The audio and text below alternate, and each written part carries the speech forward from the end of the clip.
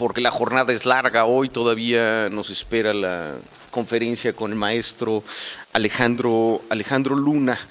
Y tenemos esta mesa que yo he anhelado mucho, porque desde que Lidia comenzó a pensar en esta conmemoración, hablamos de la necesidad de ver a Ludwig Margules más allá del teatro, si tal cosa es posible, puesto que, como él mismo lo decía, toda su vida estaba relacionada con el teatro, ¿no? Pero en esa medida vamos a intentar hablar un poco más de la persona, un poco más del contexto histórico, de las condiciones específicas que hicieron de Ludwig Margules el hombre que fue.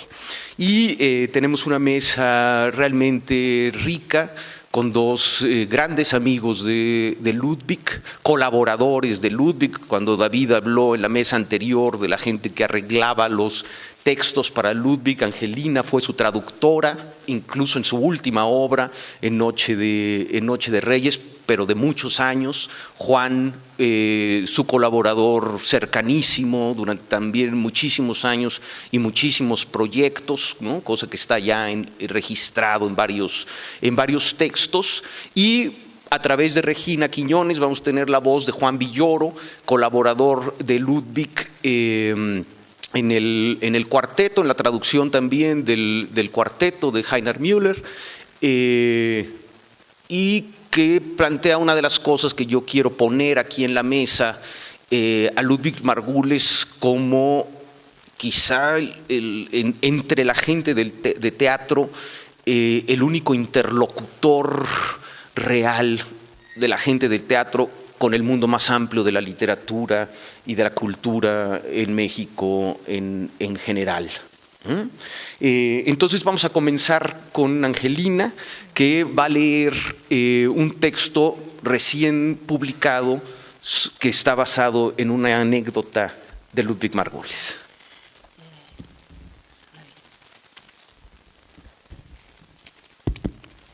Bueno, ¿sí me oyen? Bueno, primero va a ser en dos partes. Primero voy a hablar más bien de la relación, que es lo que les interesaba, creo, en esta mesa. Va a ser muy distinto a lo que he estado oyendo hasta ahora. La relación de amistad que tuve y con mi marido Alberto, con Ludwig, desde que llegó a México y que se continuó hasta el día de su muerte. Esa sería la primera parte, o sea, es una parte como muy personal, pero con muchos detalles y con mucho énfasis en lo que él era y en lo que podía llegar a ser, incluso más allá de la creación dramatúrgica. Y la segunda parte es que pues las cosas son así a veces. Acaba de salir un libro mío en el cual está intercalado un relato que es algo que él me contó personalmente, algo muy diferente a lo que ustedes han estado oyendo de su objetividad y de su tremendidad. Entonces, y que cuando Lidia me habló de esto y me invitó a participar, me dijo que le interesaría que leyera yo ese fragmento. Esa es la segunda parte. Entonces, la primera, pues voy a hablar un poco de nuestra relación, de nuestra amistad, cómo fue a lo largo de los años. Fue no solo de amistad, como acaba de decir Rodolfo, sino que poco a poco esta amistad de los dos matrimonios, Lidia y Ludwig y Alberto y yo, se convirtió también en colaboración, y entre Alberto y yo fuimos traductores de varias de sus obras, que luego voy a mencionar también. Pero además, en mis novelas, en mis cuentos, hasta en mi poesía, siempre había algún momento, algún incidente, algo en lo cual era como yo pensaba que pensaría Ludwig, o en alguno de sus rasgos personales, porque una de mis ideas es que él es como un personaje literario. Entonces, también reseñé obras suyas, pues fui básicamente a todas sus obras, y las reseñé en los suplementos culturales. Y también una cosa que luego a él con los años se le olvidó porque nunca se llegó a realizar, hicimos un guión sobre Sor Juana Inés de la Cruz en la época de Margarita López Portillo, y ese lo tengo todavía y ha pasado totalmente inadvertido. Nadie sabe que existe y al mismo Ludwig se le olvidó en muchas ocasiones. Entonces, ¿cuándo lo conozco? Pues lo conozco en 1957 por los pasillos de la Facultad de Filosofía y Letras. Alguien me dice, mira, ese es un periodista polaco que acaba de llegar tras uno de los golpes de la época comunista y está aquí y nada más me lo mencionaron así. Después pasa un poco de tiempo, ya él se casa con Lidia Rodríguez Hahn y da la casualidad que viven exactamente en la Colonia Condesa, enfrente de nuestro edificio. Yo desde esa vez que lo vi por los pasillos no lo volví a ver, no volví a hablar. Pasó el tiempo y cuando los veo que están viviendo enfrente, sobre todo con Lidia, tenemos como cierta atracción, nos miramos, pero no nos atrevemos a hablar, ambas somos muy tímidas, no hablamos y en eso coincidimos en el camión que nos llevaba a la ciudad universitaria, hasta que un día nos decidimos, y no sé cómo, pero empezamos a hablar y ya ella nos invitó a su casa, fuimos ahí y ya empezó la amistad a partir de ese momento. Además, con Lidia yo tenía la relación de que ella era hija de los españoles republicanos, que salimos al exilio, yo llegué a México, pero ella llegó a Rusia. Y esa era otra de las relaciones que tenía con Ludwig, porque Ludwig también, luego lo voy a contar, había sido evacuado a Rusia durante la Segunda Guerra. Bueno, el caso es que empieza a dirigir Ludwig, a poner sus obras, empiezo yo a publicar mis novelas, todo así paralelamente. Nos frecuentamos ya bastante y sobre todo se estableció una costumbre que ya siguió hasta el final de la vida de Ludwig y de Lidia, que era vernos los sábados en la tarde. Eso era porque como estábamos en la Colonia Condesa, también los padres de Ludwig vivían ahí en la Colonia Condesa. Después de comer con ellos, nos venían a visitar a nosotros y se quedaban ya hasta la noche. Otra relación interesante con Ludwig fue que en esa época yo daba clases en el Instituto Luis Vives, en la preparatoria, y resulta que me tocó de alumno su hermano Heñek, con el cual también tuvimos mucha relación. La primera obra que nos pide Ludwig para traducir, Alberto y a mí, es Fiesta de cumpleaños de Harold Pinter. Y posteriormente también tradujimos Ricardo III, que por cierto se representó aquí en este teatro, y la última de él, que es la de, como mencionaste, Rodolfo, Noche de Reyes o Como guste. Nuestra relación con él en la traducción era muy interesante, nos dejaba absoluta libertad, pero después nos reuníamos y veíamos, en el caso sobre todo de Ricardo III, que es una obra larguísima, hacer adaptaciones, cortes, en fin, todo esto era un trabajo muy interesante también. En 1967 me traslado con mi esposo y con Alberto y con mis dos hijos chiquitos a Nueva York a hacer un posgrado. Nos dejamos de ver en ese tiempo, al mismo tiempo, poco después Lidia y sus hijas se van también a Chile a ver a la mamá de Lidia, pero nos seguíamos escribiendo y ya cuando ambos regresamos a México, pues reanudamos nuestras visitas sabatinas, entonces siempre venían los sábados a la casa. Y unos años después también hubo otro viaje de Lidia con sus hijas a Grenoble, a Francia, pero en ese ínterim que con Lidia nos escribíamos, con Ludwig seguía viniendo los sábados a la casa. Bueno, íbamos a sus obras, en fin. Y la costumbre continúa. Bueno, después ya regresan todos, ya estamos todos de vuelta en México otra vez y nosotros nos mudamos a la colonia de Mixcoac y ellos a Tizapán y siguen viniendo los sábados a la casa. En esto ocurre pues algo que fue muy importante, muy triste, y es que el hermano pequeño de Ludwig Heñek, pues fue operado de páncreas y un poco después murió. Pasan más años, también Lidia enferma de cáncer y yo de esclerosis sistémica progresiva, para ir paralelo siempre, y ella es operada, vive otros 5 años y le dedico una de mis novelas que está basada en su estancia en Rusia como niña de Rusia, que es Dulcinea Encantada.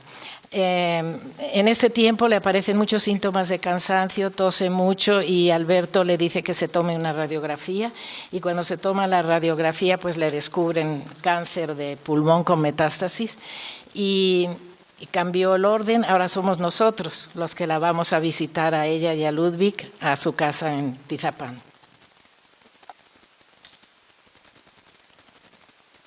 Entonces seguimos con esta costumbre de los sábados, nada más cambiamos el lugar. Y ella muere en 1998.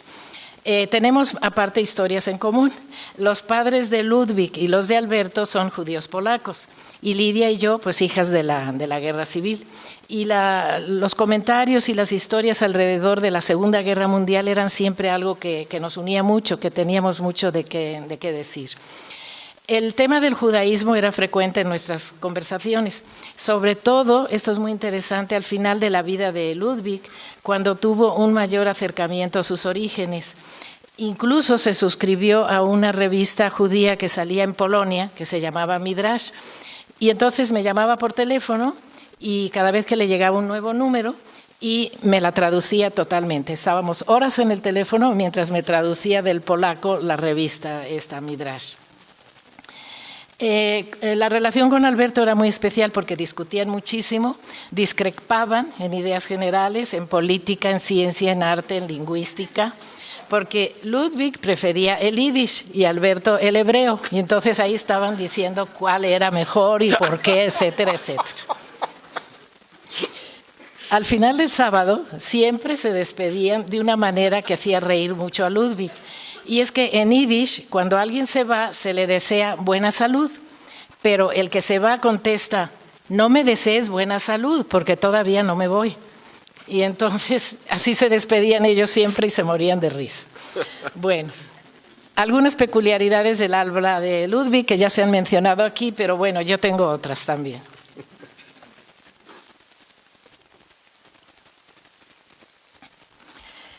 Por ejemplo, yo creo que hablaba un español polaquizado y deliberado uso de mexicanismos, probablemente para tratar de ser también aceptado, ¿no? Repetía expresiones como polaco pues, que nosotros se la imitamos y le aplicamos hasta la fecha a cualquier situación obvia. Genial, con acentuación en la primera sílaba y enfatizando la G. Genial, decía. Le encantaba decir reiteradamente pendejo, pendejo pues. A los ministros del interior de cualquier país los llamaba policías pues. Hacer su numerito era otra de sus expresiones favoritas, hacer su numerito. De alguien correctamente vestido como empleado burócrata decía, viene con su trajecito Roberts. Decente lo empleaba como mediocre. Fauna como un grupo despreciable de gente.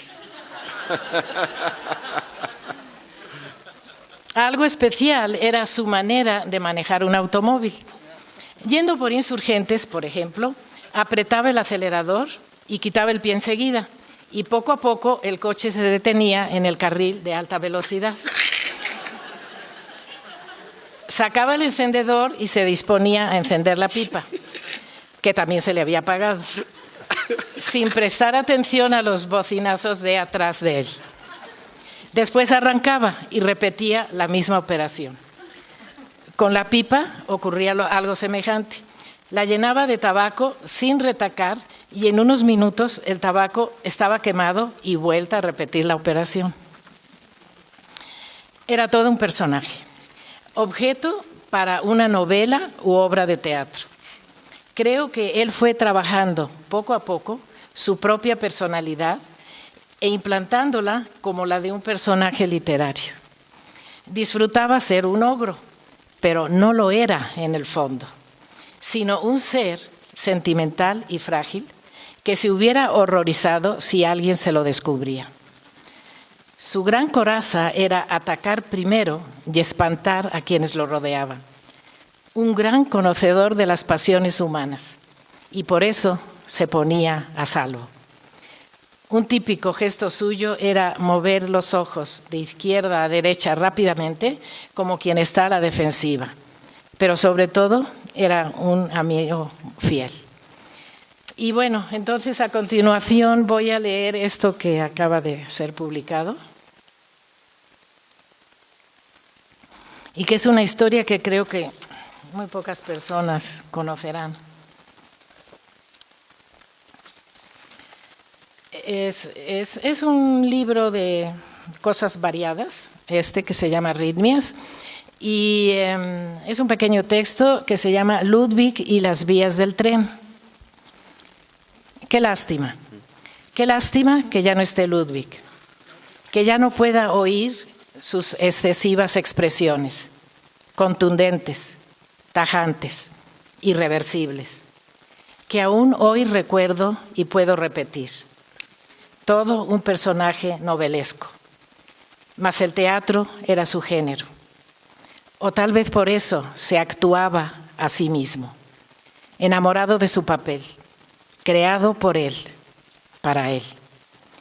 ¿Por qué tienen que morirse los demás antes que uno? Deberíamos ser los primeros en morir. Así no guardaríamos recuerdos. Esa condena que es la memoria, cuando se tiene y cuando se pierde. Porque si los demás mueren antes que uno, está el deber de recordarlos, de perpetuarlos. Tanto mejor morir antes. Morir egoístamente, sin preocupaciones. Allá los otros que se preocupen. Pero no morir antes. Esa intolerable acumulación de muertos. Es por eso la lástima de que se haya muerto Ludwig. ¿Qué estaría diciendo ahora? ¡Qué barbaridad! ¡Qué desatino! ¡Qué esperpento! Siempre encontraría la cruel palabra, la apabullante, la desproporcionada. ¡Qué delirio el suyo! Desde joven, por los pasillos de la facultad, recién llegado de Polonia, entrevisto una vez. Luego, casado con Lidia, viviendo en la calle enfrente de la mía, pero antes, de niño, en Polonia, evacuado en la Segunda Guerra Mundial con los judíos hacia Rusia, de un pueblo a otro, separado de los padres, enviado a un orfanatorio, padeciendo hambre, recogiendo cualquier desperdicio del suelo para llevárselo a la boca, pensando siempre dónde estarían sus padres, cuándo volvería a verlos, preguntando por ellos, hasta que un día le dicen que su madre ha sido enviada a trabajar con la cuadrilla que coloca las vías de una nueva extensión ferroviaria rumbo a Siberia. Desde entonces, una vía del tren significa para él la figura de su madre acarreando los pesados rieles e inclinándose a colocarlos. Nunca podrá viajar en tren. Dejará de ser el niño cuidado y cuidadoso. Empezará a odiar, a recubrirse de un escudo impenetrable. Nadie sabrá lo que piensa y sobre todo lo que siente. Sus emociones, una por una, se encierran en una fosa inaccesible. Luego empezará a atacar a quienes son débiles, a quienes temen, a quienes lloran.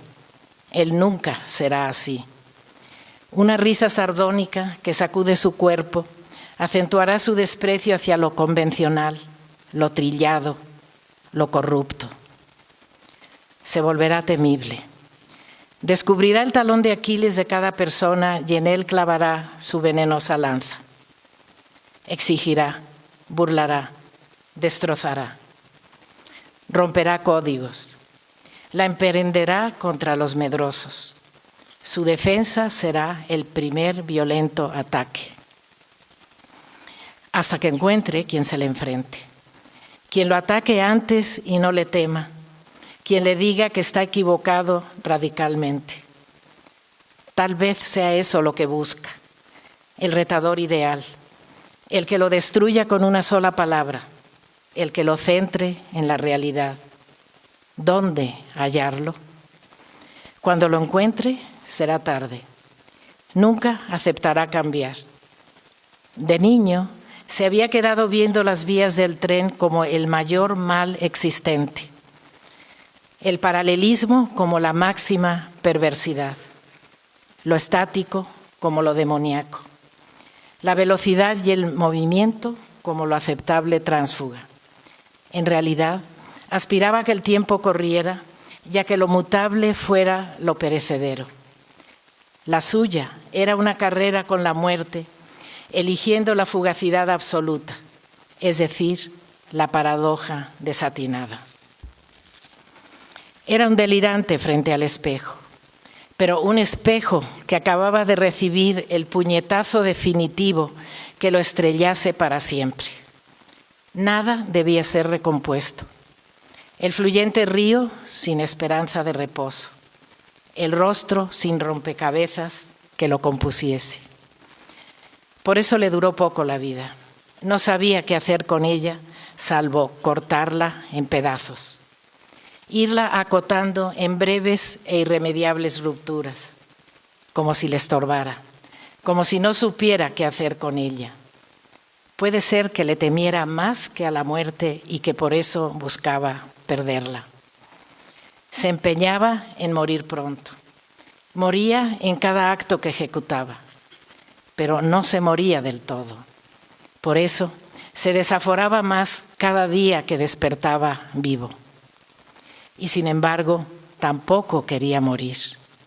No quería saber de la muerte de los demás, menos de la suya.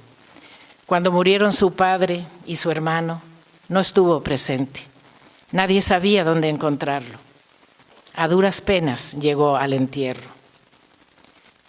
Murió solo. Qué terror lo invadió por fin. ¿Cuál fue la última imagen? El último recuerdo. ¿Alcanzó la paz? La paz forzosa, la que nadie quiere. Sus ojos regresaron a la memoria perturbadora, aquella de su madre encorvada, colocando vías del tren con las manos sangrantes y la nieve cayendo, los colores de la bandera de Polonia.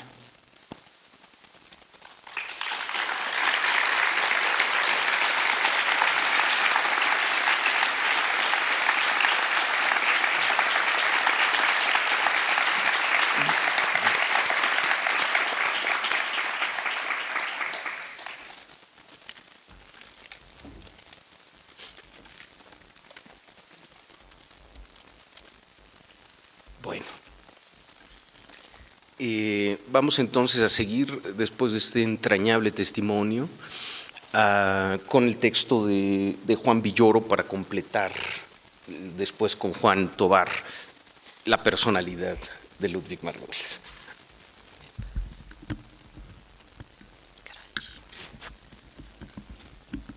Bien. El título es Nadie saldrá de este cuarto hasta que tenga una idea. Recuerdo de Ludwig Margules, Juan Villoro. La proteica personalidad de Ludwig Margules exige un acoso múltiple. Encontré una sorprendente vía de acceso a su temperamento en un documental que hizo para el INA. Resulta difícil asociar al director de origen polaco con las comunidades indígenas mexicanas. Sin embargo, la película En clave de sol arroja una excepcional respuesta a las interrogantes que planteó en su vida. Margules fue a la Sierra Mije en Oaxaca para filmar a los niños del pueblo de Tlahuitoltepec que aprenden a leer las notas musicales antes que las letras. En esa apartada serranía halló un mapa de la traducción. Si algo define su trayectoria es precisamente la necesidad de interpretar idiomas. Sus primeras 3 lenguas fueron el polaco, el yiddish y el ruso, pero trabajó en una 4ª lengua, el español de México, que llegó a dominar con los caprichos que solo puede tener un chilango eslavo. La comunidad Mije migra con facilidad y se ha asentado en Oaxaca, la Ciudad de México, Tijuana y California. Este pueblo errabundo se adapta a los idiomas y encuentra en las partituras su primer alfabeto. No es casual que Margules se apasionara ante una etnia que viaja con su cultura a cuestas. En sus imprescindibles conversaciones con Rodolfo Obregón, Ludwig Margules recordó la primera definición que escuchó acerca del país en el que pasaría la mayor parte de su vida. El cónsul mexicano en Marruecos le dijo que nuestra peculiar sociedad era un sistema autoritario suavizado por la corrupción. El joven Margules había conocido rigores más arduos. La persecución nazi lo obligó a abandonar Polonia rumbo a la Unión Soviética. Ahí pasó buena parte de su infancia y presenció montajes teatrales que no olvidaría. Terminada la guerra, volvió a Polonia y estudió periodismo, carrera difícil de ejercer en un país de partido único. El ambiente opresivo, cargado de antisemitismo, lo convenció de que la vida estaba en otra parte. Como en una irónica fábula de su admirado Slavomir Moravcsik, Margules superó el horror con algo muy parecido. Se trasladó a México, otro país de partido único, tan caótico como Polonia. En su equipaje, la familia Margules llevaba más vodka que dinero. El padre nunca se adaptó a México y vivió en un doble exilio enclaustrado en su casa. La madre sobrellevó los asombros de su nueva tierra con el temple brechtiano del coraje. Por su parte, Ludwig aceptó los desafíos del emigrado como un aprendizaje donde cada adversidad brindaba una lección. Trabajó en una fábrica de ladrillos que perfeccionó su respeto por el extenuante trabajo físico y asistió a clases de teatro con los jesuitas de la Iberoamericana hasta que descubrió con sorpresa que en México, país ultracatólico, la principal sede del conocimiento era laica. Disponía de una inmensa ciudad entre jardines y tenía como símbolo una fiera.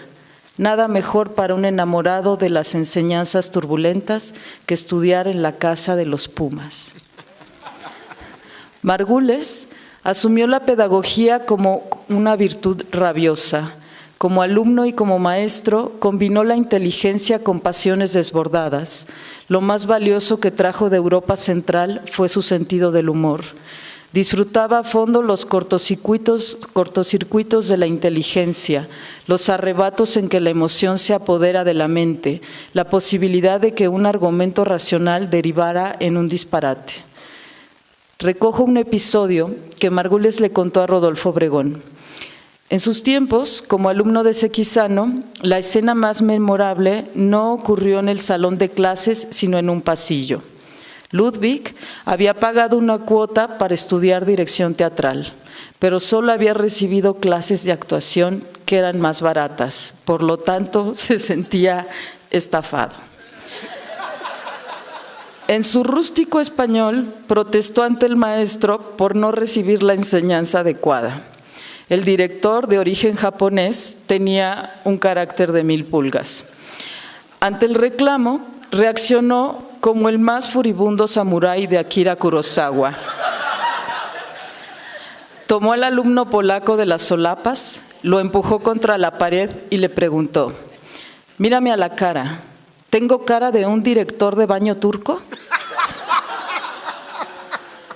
Fuera de sí, Sequizano montó una miniatura de teatro del absurdo que adiestró sin remilgos a su alumno.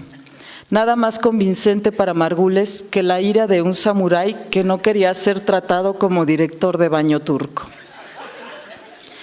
El rostro de Margules se definía por una sonrisa irónica que parecía diseñada para sostener su pipa.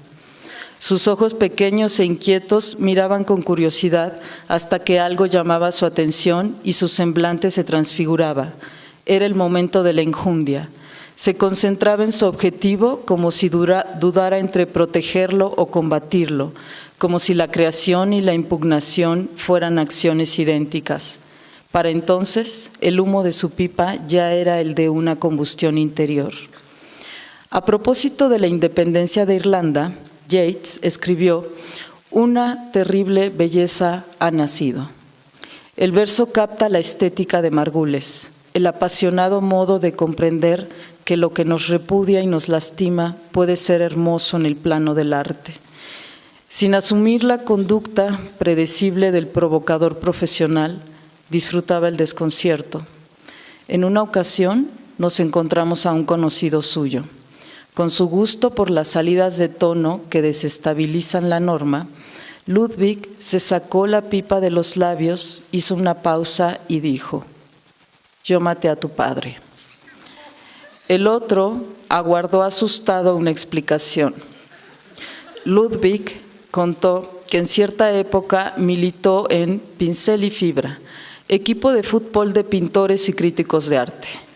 Su corpulencia y su determinación lo convirtieron en un defensa intratable. En una jugada, un escuálido delantero trató de rebasarlo y padeció los rigores del central polaco. Un encontronazo lo mandó por los aires y lo obligó a abandonar el partido. Ese era el hombre que Margules había matado. El hijo oyó la historia y comentó que su padre no había padecido lesiones por esa caída. Además, había fallecido mucho después. «Pero lo dejé herido de muerte», agregó Margules, rematando su historia de humor negro. El niño que se exilió en la Unión Soviética y el joven que se exilió en México detestaban los fundamentalismos. Para protegerse de los dogmas, solía decir: «El fanático es una persona que trata de corregir su error cometiendo con más fuerza el mismo error». Ajeno al pensamiento único, disfrutaba las ricas posibilidades que el mundo tiene de contradecirse a sí mismo. En las circunstancias más comunes encontraba maneras de vincular polos opuestos. La comida era para él una forma de la épica. En una ocasión, lo vi dar cuenta de un bote entero de arenques. «Lo hice para ponerme a prueba», explicó, como si no actuara impulsado por la gula, sino por los requisitos de un ejercicio espiritual. «Ahora debo ver si puedo compensar la acidez», dijo, y se sirvió un inmenso tazón de arroz con leche. La moderación no formaba parte de su repertorio. Odiaba el integrismo, pero le gustaba mezclar extremos. Para combatir un exceso, recurría a otro exceso. En una ocasión criticó mi forma de beber. «Eres borrachito cóctel», masculló. «¿A qué te refieres?», le pregunté. «Te emborrachas poquito a poquito, copita a copita». Quise saber cómo se embriaga una persona digna de respeto y dijo: «Hay que ser borracho botella». Los vasos, las copas, los caballitos tequileros eran filtros cobardes que apartaban de la fuente primigenia, la botella, que no admite intermediarios.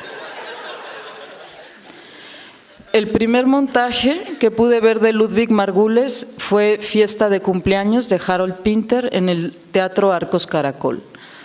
Algo extraño cristalizaba en esa puesta, una intensidad desnuda. La escenografía de Alejandro Luna creaba un marco de elegante eficacia y los diálogos de Pinter, llenos de sobreentendidos, circulaban con tensión eléctrica. Pero había algo más. Alguien había ordenado ese universo en forma única. Lo curioso es que el director no añadía su presencia, sino que operaba por sustracción, eliminando cualquier gesto innecesario. No había golpes de efecto ni alardes de evidente virtuosismo. El director decantaba las emociones y desaparecía detrás de ellas. Al leer las memorias de Margules recopiladas por Rodolfo Obregón, me sorprendió lo que dijo de Fiesta de cumpleaños. La apuesta que me deslumbró solo lo convenció a medias. Como en tantos otros montajes, Ludwig enfermó después del estreno y tuvo que ser operado. Regresó a ver la pieza sin avisarle a nadie. Oculto en la oscura cavidad del teatro, presenció un espectáculo horroroso. La obra se le había ido de las manos. Eso pensó mientras el público le entregaba una ovación. Era casi imposible que Margules, apasionado y melancólico a la vez, quedara conforme con sus puestas. Cuando le elogié su impecable versión de Jacques y su amo, de Milán Kundera, dijo con resignación: me quedó bien. Mas ¿quién se acuerda de una puesta en escena? Un libro queda, el teatro se olvida. El escepticismo y aún la depresión le parecen admirables válvulas de escape contra una realidad demasiado afecta a las certezas. De 1995 a 1998 dirigí el suplemento La Jornada Semanal. Por aquel tiempo, el célebre Slavomir Moroshek vivía de incógnito cerca de Río Frío, casado con una mexicana. Ludwig había montado varias obras del autor polaco y era su amigo. Le pedí que me pusiera en contacto con él y respondió: no da entrevistas, no colabora con los periódicos, es recluso, está triste todo el día, tiene un negocio de mermeladas, pero está triste. Insistí en hablar con él con la misma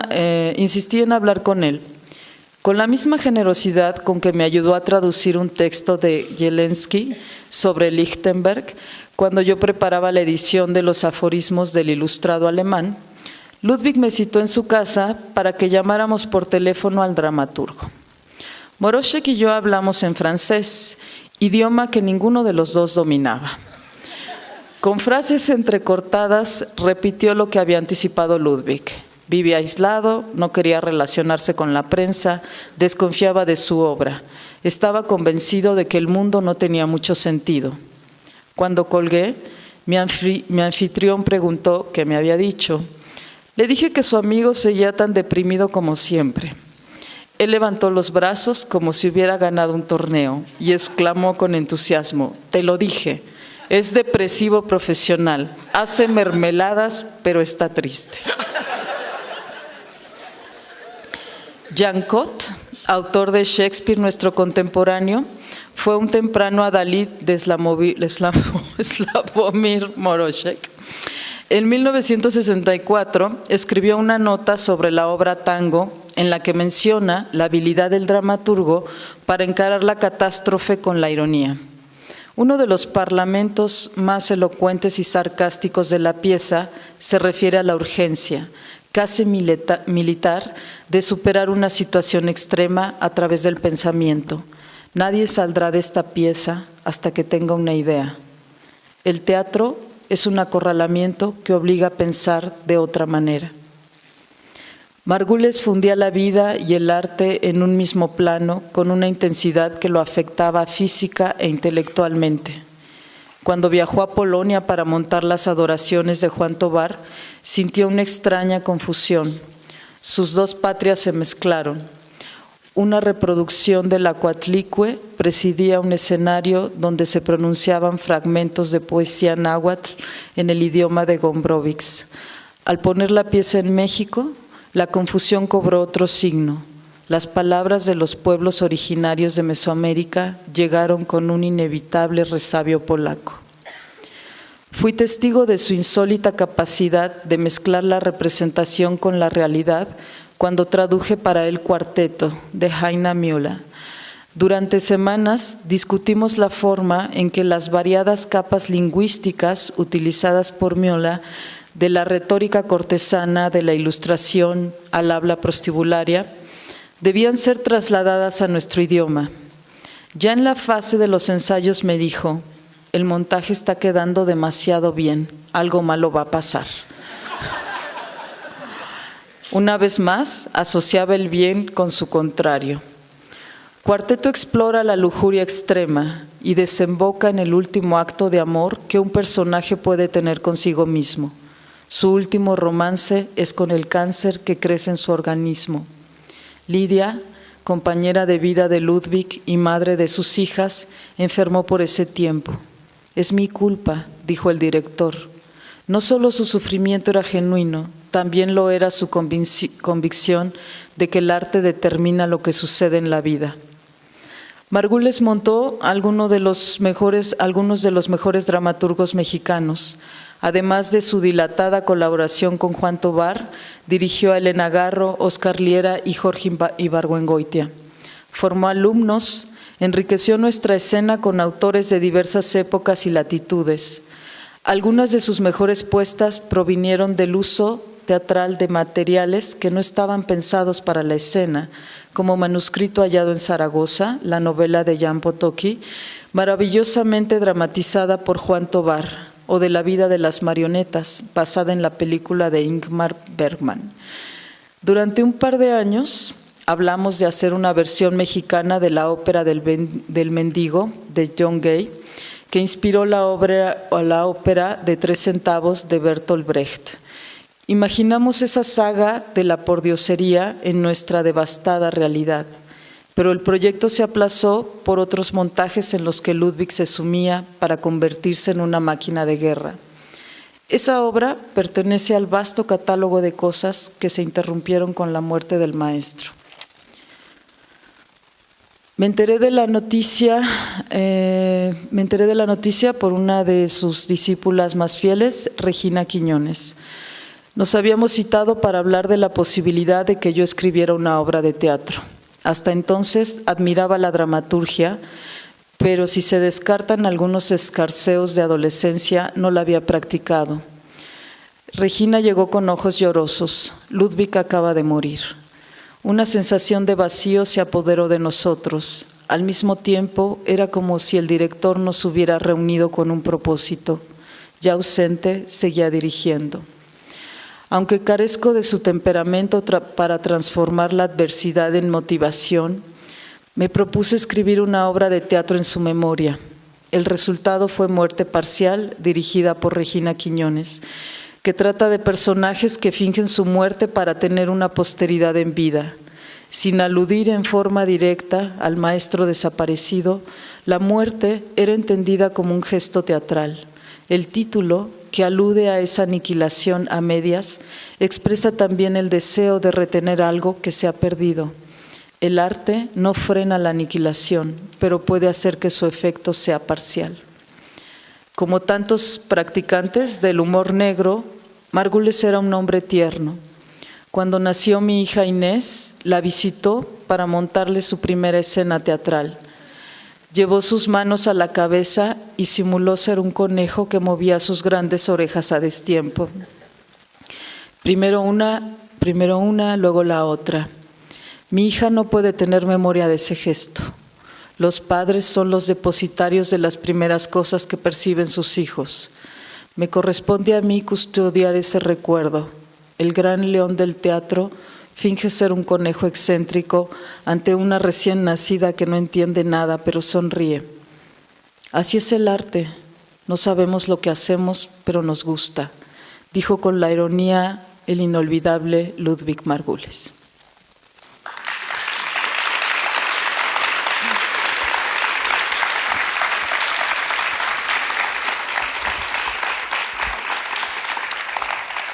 Gracias, Regina. Pues ahí tenemos la tragicomedia, el único género posible, ¿no es cierto, Juan? Hombre.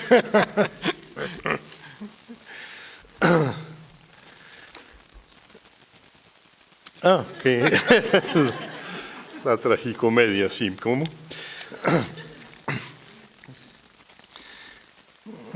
Yo conocí a Margules por fines de los 60, principios de los 70. No lo tengo muy claro. Sí, lo primero que vi que de él fue la fiesta de cumpleaños. Pero, o sea que fue en 75. O sea que para entonces ya nos conocíamos. No me acuerdo si ya éramos compañeros de trabajo en la Escuela de Teatro de Bellas Artes, pero en fin, nuestra colaboración empezó por los fines de los 70, principios de los 80, ¿no? Y fue las adoraciones que le gustó a Ludwig en su primera versión para tomar unas escenas y completarla con Bernal Díaz del Castillo, con La visión de los vencidos y con alguien más para llevarla a Polonia. Eso fue en 80 cuando Solidaridad tomó el poder. Entonces yo lo ayudé con esa obra a la que le pusimos Los vencidos. Y que sí que ensayó en 81, y en diciembre de 81 viene el golpe de Estado resovietizante, y pues Ludwig casi se queda allí. Pero su obra se terminó. Llegó a ensayo general. Claro, no se pudo estrenar porque los golpistas cerraron los teatros. Entonces, de regreso, Ludwig venía ya con la idea de las marionetas. Y me dice, quiero que me traduzcas el texto de esta película. Digo, pero ¿de dónde lo tomamos? Aquí está. Y me da un par de cassettes donde estaba obviamente la banda sonora de la versión doblada al inglés. Entonces, trabajando con esos cassettes, hice el texto de la vida de las marionetas. Luego Ludwig, sí, ya que se estrenó a principios de 83. Y Ludwig entonces se quiso darse otra vuelta a Polonia, a ver cómo seguían las cosas después del golpe de Estado. Y en lo que iba y volvía me encargó que le tradujera una obra inglesa, una obra jacobina, es decir, post-isabelina, llamada The Changeling, que yo le puse el contrapaso. Pero cuando regresó Ludwig de Polonia, digo, aquí está tu traducción, Ludwig, ¿cuándo empiezas a ensayar? Sí, esto yo no lo voy a poner, que se vaya a la mierda. Yo no me interesa esto, me interesa Polonia. ¿Qué te parece manuscrito encontrado en Zaragoza? Digo, bueno, ¿y qué quieres? ¿Una versión? Sí, una versión. Una versión, pero es una novela larga. No importa, mientras más larga, mejor. Bueno, me puse a adaptarla. Además, le urgía porque quería ponerla con la primera generación que salía de su CUT. Y se la entrego finalmente y le digo, aquí tienes. Esto está muy, muy corto. Digo, Ludwig, ahí tienes para 3 buenas horas. Dice, no, 3 horas, no es muy poco eso, yo quiero algo eterno, algo muy largo, muy largo. Dije, oye, la gente lo va a aguantar. Sí, les damos de cenar ahí, lo que sea. Pero más, 4 o 5 horas por lo menos. Digo, sí, Ludwig, espera, deja ver qué se me ocurre. Pero yo no tenía la menor intención de revisar mi estructura del manuscrito, que ya había quedado bien. Pero por casualidad había estado leyendo esos días una novela gótica inglesa muy famosa que Artaud tradujo en su tiempo, que yo no conocía, pero vi una bonita edición, la compré, la leí y se me ocurrió, ya. Y lo que hice fue una adaptación en 3 actos breves del monje. Y le señalé a Ludwig los sitios del manuscrito donde esos 3 actos podían entrar como interludios. Yo dije, bueno, sí, está bien, me parece. Interludios. Música, sí, interludios musicales. Vamos a poner esta obra del monje como ópera.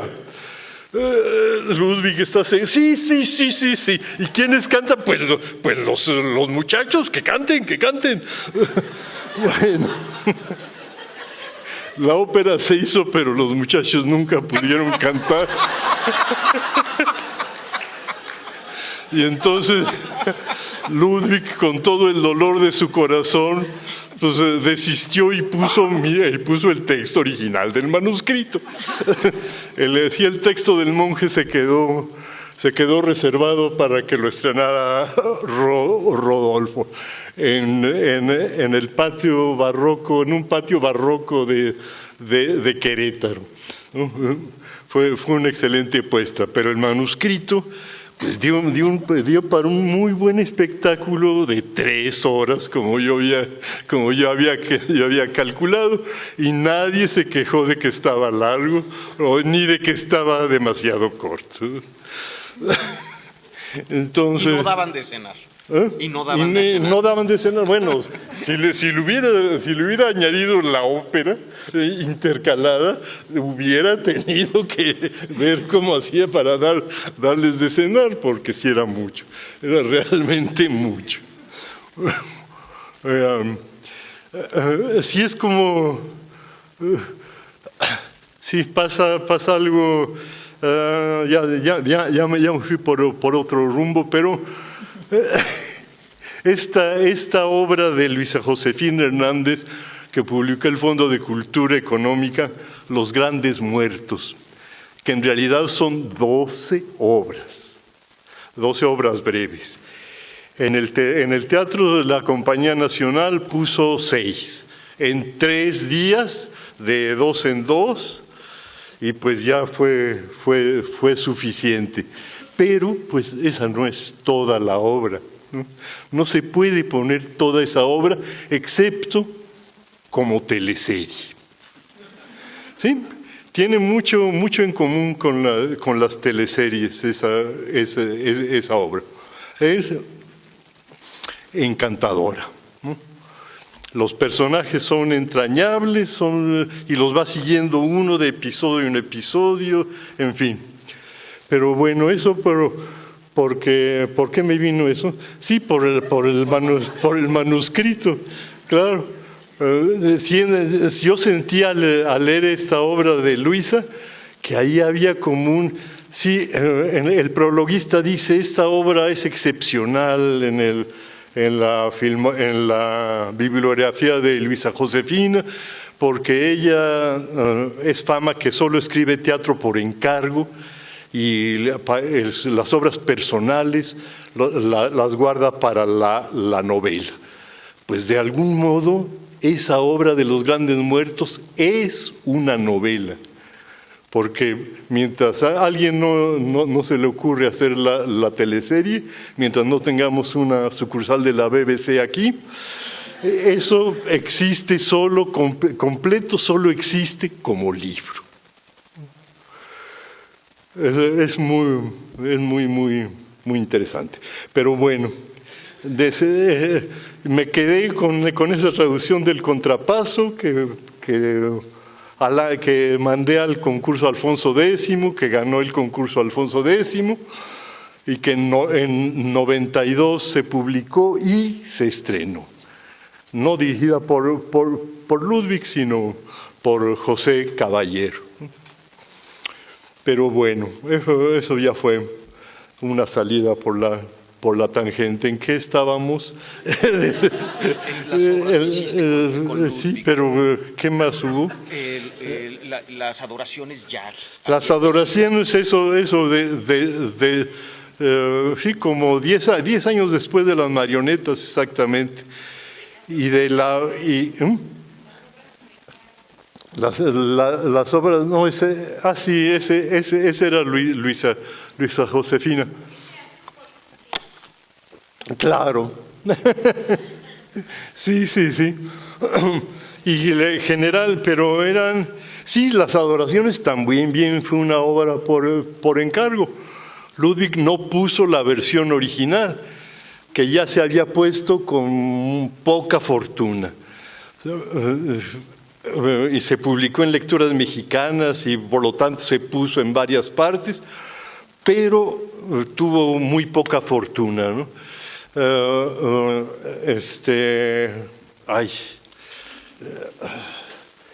Olga Harmony tuvo una frase excelente en su reseña del estreno de Caballero. Dice, sí, pues en cuanto al texto, esto y eso, dice, en suma, una bella obra, poco apta para la escena. Sí, ¿no? Sí, estaba escrita como de espaldas a las condiciones del teatro mexicano actual, ¿no? Yo había hecho esa obra también por encargo, pero era un encargo diferente. José Caballero quería poner un Hamlet en el CUT. Luis de Tavira, que lo dirigía entonces, le dijo que de ninguna manera, que tenía que poner una obra mexicana. Entonces Caballero fue a buscarme con el proceso del cacique de Texcoco y me dice, a ver, que no podemos sacar un Hamlet mexicano de este incidente. Sí, cómo no. Yo acababa de empezar a escribir teatro, algo que había tenido ganas de hacer toda mi vida de escritor y no había podido. Recién en 79 escribí lo que considero mi primera obra, ¿no? Pero bueno, sí, como no, Shakespeare. Y sí, ahora que la releo, veo que no es una mala obra para nada, pero que sí está muy difícil de actuar. Vicente Leñero hizo una reseña de una puesta en Jalapa, creo, que tenía una frase también muy definitoria. Decía, los actores naufragaban en el texto. Es que José me pidió un Shakespeare, yo hice un Shakespeare, pero por supuesto era fácil, ya había entendido cómo se escribía teatro, ¿no? Entonces se me hizo fácil y lo escribí. Claro, coordinado con José, y después él fue a mi casa con sus actores para conocer la obra y a todos les encantó. Claro, yo la leí y eso era distinto. Ya leerla, no se me ocurrió que darles copias a todos para que la fueran leyendo ellos. Entonces nos hubiéramos dado cuenta allí de que ese texto no era muy actuable. Así que cuando en 93 la Casa de la Paz decidió reponer las adoraciones para Ludwig, dice, pero una versión, hazla más de cámara, más breve, más Digo, sí, yo tenía ganas de retrabajar esa obra. Y pues la retrabajé con supervisión de Margules, que llegaba los fines de semana a mi casa en Tepoztlán, a ver cómo iba yo, a hacer sugerencias, pero claro que en el camino se detenía en Tres Marías, que él llamaba el benemérito lugar. Porque ahí se comía muy bien. Entonces tenía ahí, se echaba su almuerzo, llegaba a la casa, veíamos la cosa, trabajábamos o lo que fuera, y luego comía con nosotros, por supuesto, era así como si no hubiera almorzado, para nada. Tacos de oreja. Tacos de oreja, es la especialidad en las Tres Marías. En Tres Marías, anda, sí. Qué barbaridad.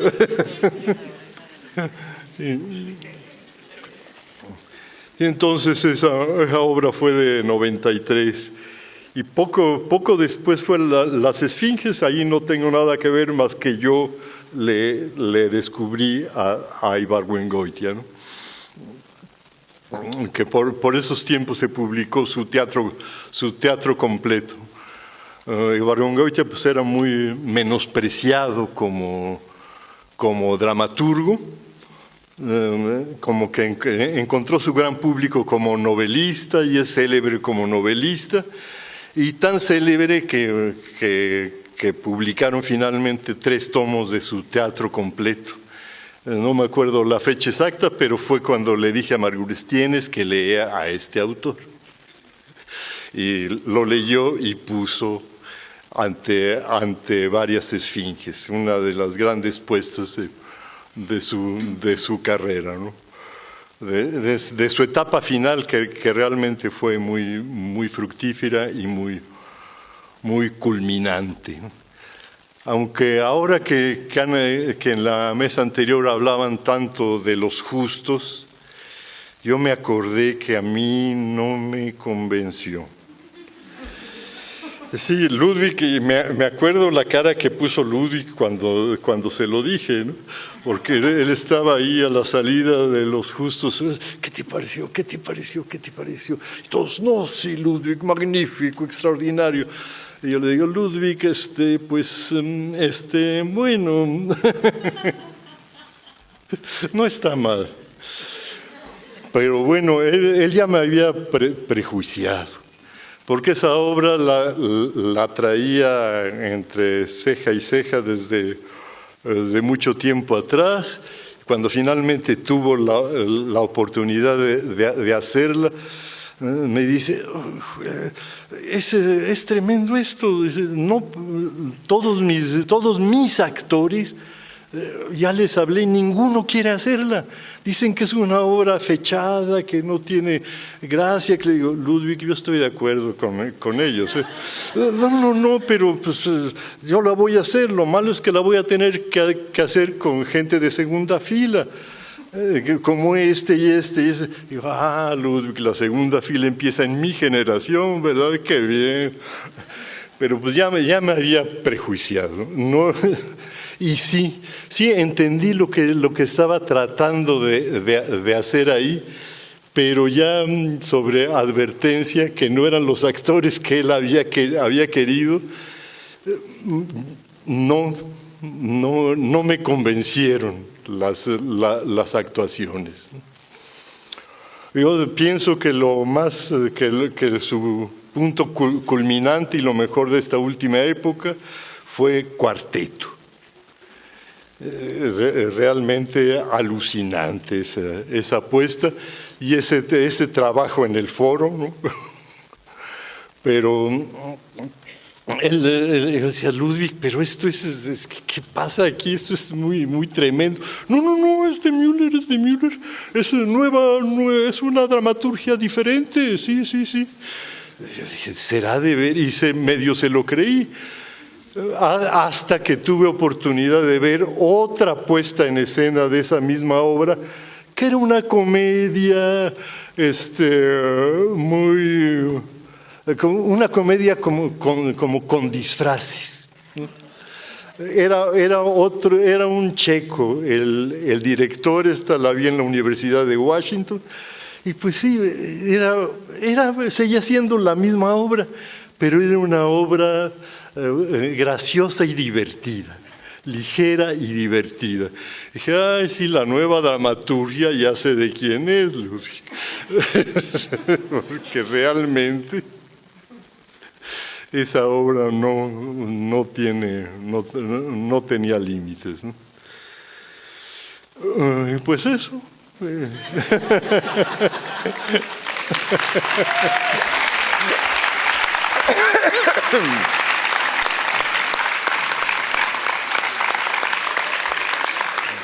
Gracias, Juan. Yo tengo muchas preguntas, pero muy poco tiempo. Entonces, porque todavía tenemos adelante la conferencia de Alejandro Luna. Qué bueno que hablaste de la relación, Angelina, con el judaísmo. Yo tenía esa curiosidad y ojalá que podamos platicar después, porque en alguna ocasión Hugo Iriart dijo que una laguna de Ludwig era no haber asumido esa herencia, y yo recordaba todas las primeras puestas en escena de él en el Centro Deportivo de Rey, el ebook, exacto, los cantos, los cuentos hasídicos, Korchak, exactamente, ¿no? Quizá una sola pregunta de mi parte para poder dejar unas cuantas preguntas al público sobre la posición política de Ludwig, porque para ambos, porque era una posición incómoda siempre, pero todo el teatro de Ludwig era político. ¿Qué piensan ustedes? No, pues Ludwig y yo discrepábamos absolutamente, sí, pero al mismo tiempo no. Digamos, éramos antiimperialistas. Aunque cuando Ludwig hablaba contra el imperialismo, hablaba contra los rusos. Cuando yo hablaba contra el imperialismo, hablaba contra los gringos. Pero finalmente lo importante era que estábamos de acuerdo en eso, que los imperialismos son aborrecibles. Entonces, pues sí, pues sí, ¿no? Okay. Sí, pero este resquemor que tenía Ludwig ante cualquier mención de izquierda, de, no sé, las discusiones que tú mencionaste, Angelina. Más bien con Alberto. ¿Con Alberto? Okay. Sí, me imagino que serían un poco. Bueno, entonces, si hay alguna pregunta, algún comentario del público, sí. ¿Le paso micrófono? Permítame.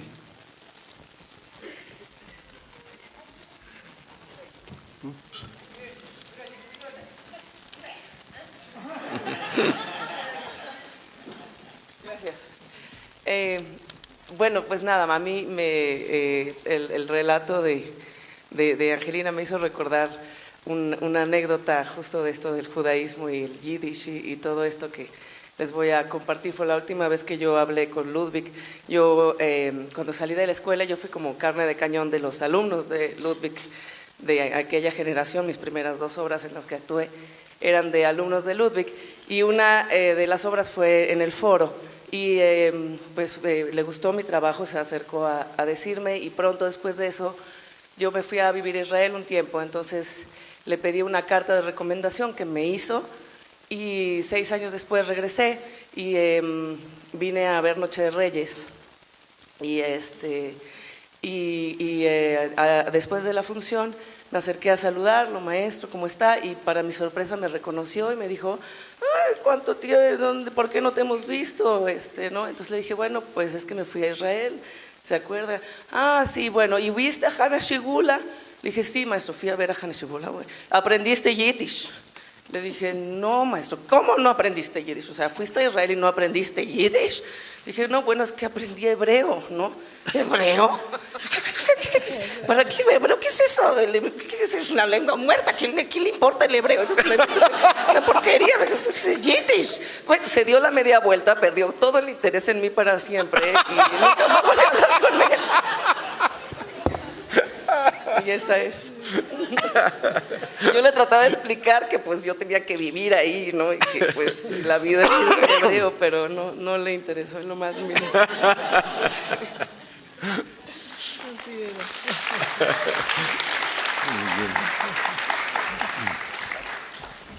¿Alguna pregunta? Rubén, sí.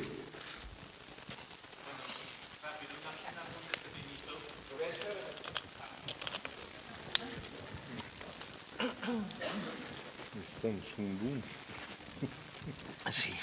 Un apunte pequeñito sobre eso, porque recuerdo cuando le ayudé en la traducción de Escucha hoy Israel, que era traducir de Margules al español. Cada tanto decía, háblale a Angelina, y entonces teníamos que hablarle para hacer algunas precisiones justamente del Yiddish. Pero lo que era muy impresionante y que yo recuerdo, lo doloroso que era para él volver a pensarse en Varsovia, es decir, por lo menos en esa etapa, era muy fuerte porque de pronto llegaba con los libros de los archivos de cómo había quedado la ciudad y me mostraba pues cadáveres y me decía, mira, este era el lechero, mira, esta era la casa donde pasaba esto, esta era, y leíamos realmente de los escombros, ¿no?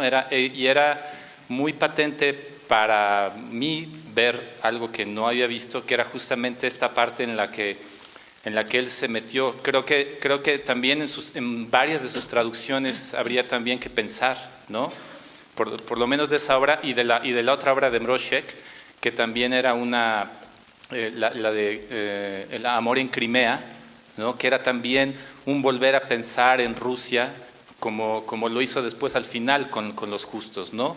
Los justos para él era muy paradójica porque él decía,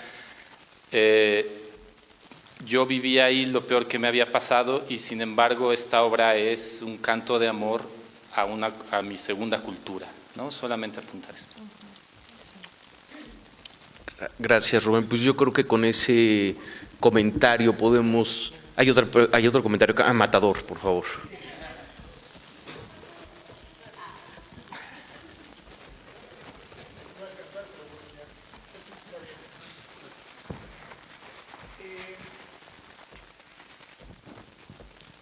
Escuchándolos me viene mucho a la mente algo que se dijo en la mesa pasada y que ahorita también me hace ronronear el ratoncito que hay aquí arriba, sobre la horizontalidad y la verticalidad que era el tiempo del maestro Margules. Él como espectador, ¿cómo era? ¿Tenía algún teatro favorito? ¿Tendría algún gente que respetaba, que le gustaba más? ¿Era un espectador fácil? ¿Era un espectador igual de exigente como director? No sé, no puedo imaginarme en ese otro tiempo donde